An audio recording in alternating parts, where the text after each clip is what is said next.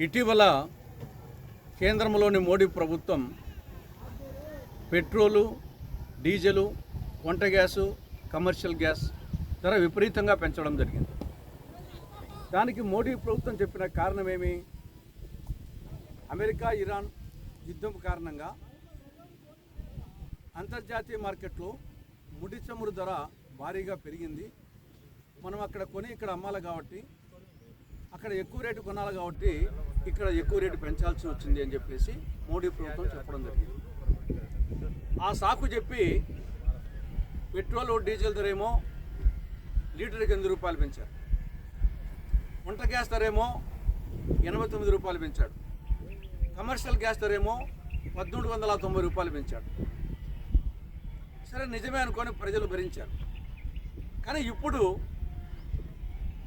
America Iran మధ్య శాంతి ఒప్పందం కుదిరింది, యుద్ధం ముగిసింది.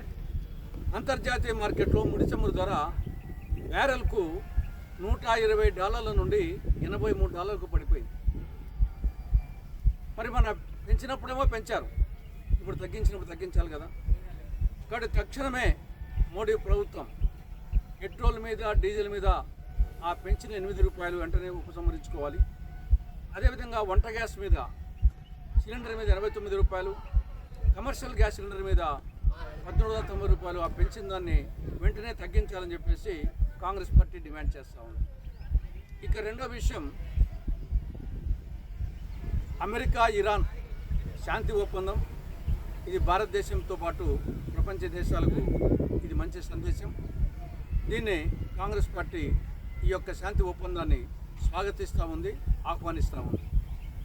ఇక మూడవ అంశం, కాక్రోచ్ జనతా పార్టీ వ్యవస్థాపకుడు అభిజిత్ దీప్కే మీద మొన్న రాజస్థాన్ రాష్ట్రంలోని జైపూర్లో కొందరు దుండగులు దాడి చేయడం జరిగింది. దీన్ని కాంగ్రెస్ పార్టీ ఖండిస్తూ ఉంది. ప్రజాస్వామ్యంలో ఏ పౌరునికి కూడా ప్రజాస్వామ్యబద్ధంగా, శాంతియుతంగా, గాంధేయ మార్గంలో నిరసన చేసే హక్కు, తన అభిప్రాయాలు చెప్పే హక్కు ఉంది.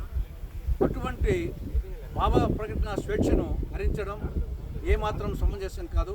అందువల్ల కాంగ్రెస్ పార్టీ దీన్ని పూర్తిగా ఖండిస్తూ ఉంది, ఇటువంటి అప్రజాస్వామిక చర్యలు.